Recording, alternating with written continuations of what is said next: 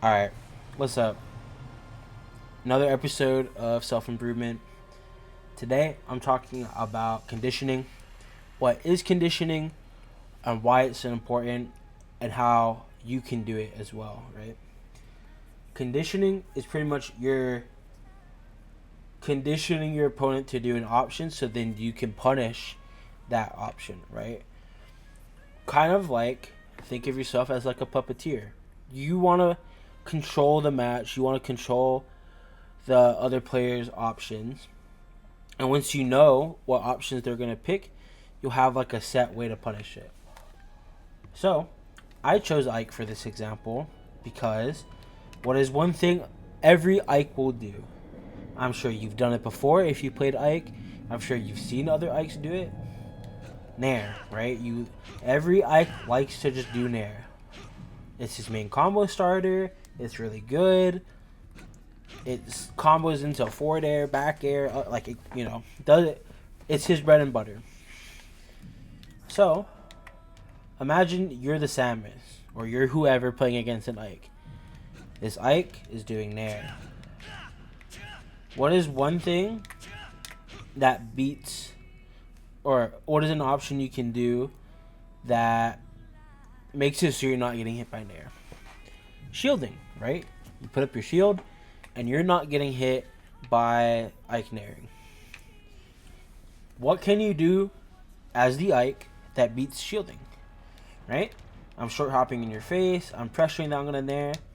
I grab you, right? Because now you're scared of me Nairing. So now that I know you're gonna put up your shield, we're playing a match. I'm like, okay, they're shielding every Nair. They're looking to like up B out to shield me.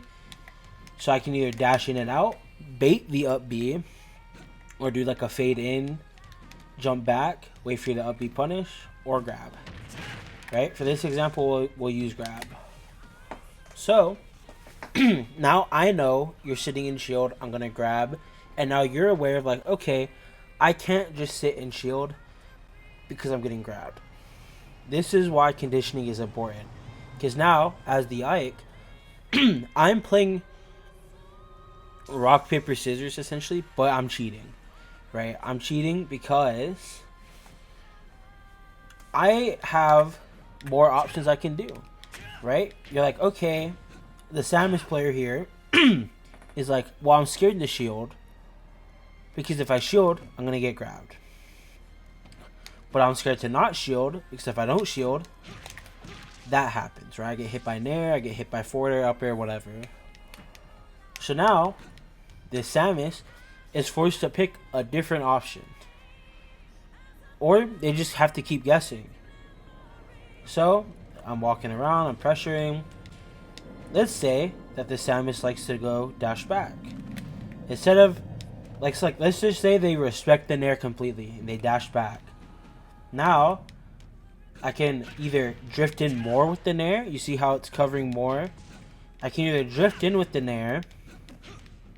I can dash more forward and grab. I can look for a dash attack, etc. You see how it's like, once you make that initiative and you start capitalizing on these options, you always get the upper hand first, right? Even if this Samus adapts, right? I'm throwing Nair, they shield, I grab. Right? They start to dash back. I drift in more with my Nairs. I forward air, right? You see how it's like I'm always getting more of a solution first.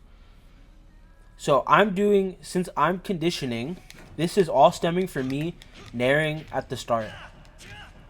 Right? Another form of conditioning you can do is just throwing out a different move, right? This is common with characters like Cloud. Ike can do it to an extent with like Nair, right? Characters that like to just throw aerials, people get used to that timing, right? People get used to like, okay, this is relatively the timing of when they like to do their back air or their Nair. This is where another layer of conditioning comes on that isn't just like grabbing or whatever, right? So let's say I've done my nair like this every single time. Sam's like, okay, they like to do that. They like to fast draw with it. What if I just do fair? Right? They're trying to either shield or they're parrying for nair. What if I just do fair? What if I don't fast draw my nair? What if I just do this? You see what I'm saying? So that's another layer of like conditioning. Just because the Ike is looking for the nair, I can still do fair. I can still back air. Right? The timing is different. The timing is very different. So that's like another layer of conditioning. Everybody does conditioning. Some people just don't know it, right? It happens in every set, right? I'm gonna out some of the Boon folk, right? Xander loves to down air, right? It's a meme, it's a joke in the Boon scene. I'm gonna pyro down air, and you know what he'll do sometimes? He'll grab, right? He'll be pyro and he'll grab, and why is that? Because you're shielding the down air. Right, you're preemptively getting ready for a down air, so you're shielding it. Right? Similar thing. If you're getting grabbed a lot, like Tristan. Tristan's another example of this. Tristan loves to grab you. Run up and grab. Right? So it's like, well, fuck. I'm just getting grabbed. So what am I going to do to beat the grab? I'm just going to stop shielding. I'm going to swat him in there. And that's where, like, the space forwarders come in.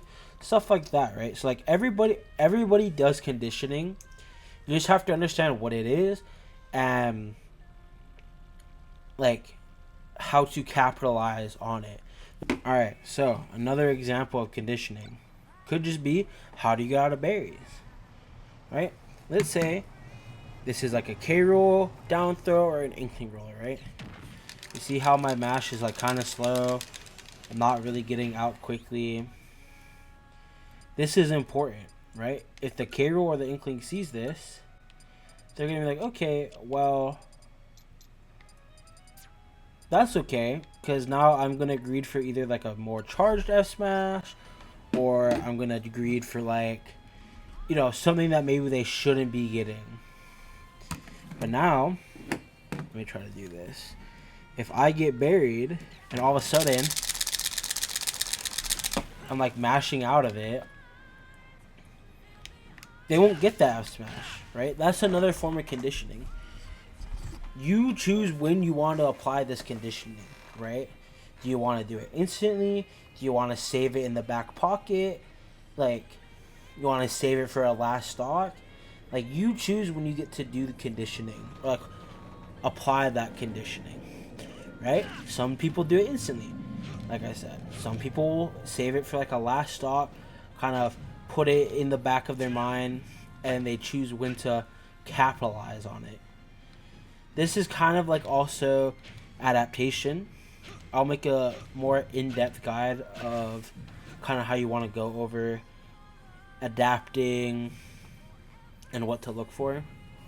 But this is like a very base level of conditioning, sorry. So again, I'm doing Ike Nair. They're shielding. I want them to shield so I can get grabbed, right? And that starts like a whole other layer of things. And as you go higher and higher, like there's going to be more and more layers of it, right?